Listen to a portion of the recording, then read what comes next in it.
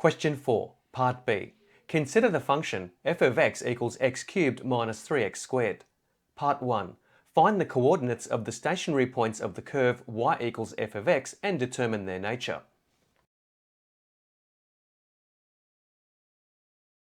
Given f of x equals x cubed minus 3x squared, the first derivative f dash of x is equal to 3x squared minus 6x.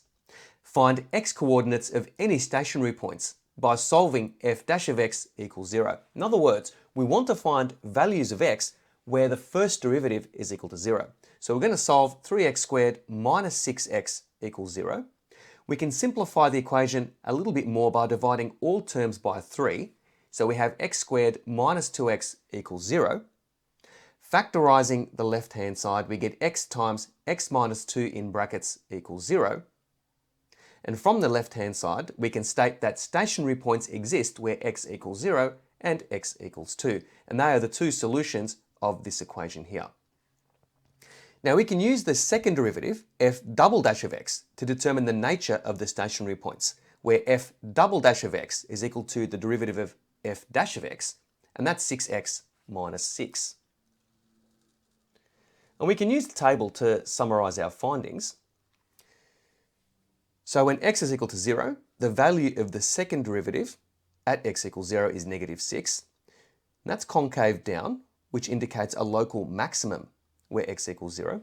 And when x equals 2, the value of the second derivative is positive 6, so that's concave up, which indicates a local minimum where x is equal to 2. And when x equals 0, the y value, or f of x, is equal to 0. And when x is equal to 2, the y value at that point, f of 2, is equal to negative 4. Therefore, stationary point at 0, 0 is a local maximum, and the stationary point at 2, negative 4 is a local minimum. Part 2. Sketch the curve showing where it meets the axes. f of x equals x cubed minus 3x squared is a cubic polynomial with a positive leading coefficient. Now we know it's a cubic polynomial because the highest power of x, called the degree of the polynomial, is 3. Now this will give rise to a sideways letter S looking graph, where one side of this sideways S is in quadrant 1 and the other side of the sideways S is in quadrant 3. Factorising x cubed minus 3x squared to help us find x-intercepts, we get f of x equals x squared times x minus 3 in brackets. Solving x squared times x minus 3 in brackets equals 0, we get solutions x equals 0 and x equals 3. So the curve meets the axes at 0, 0 and 3, 0. Here is a sketch of the graph of f of x, or y equals x cubed minus 3x squared. Notice the local maximum at the origin and the local minimum at 2, negative 4, and the x-intercept at x equals 3.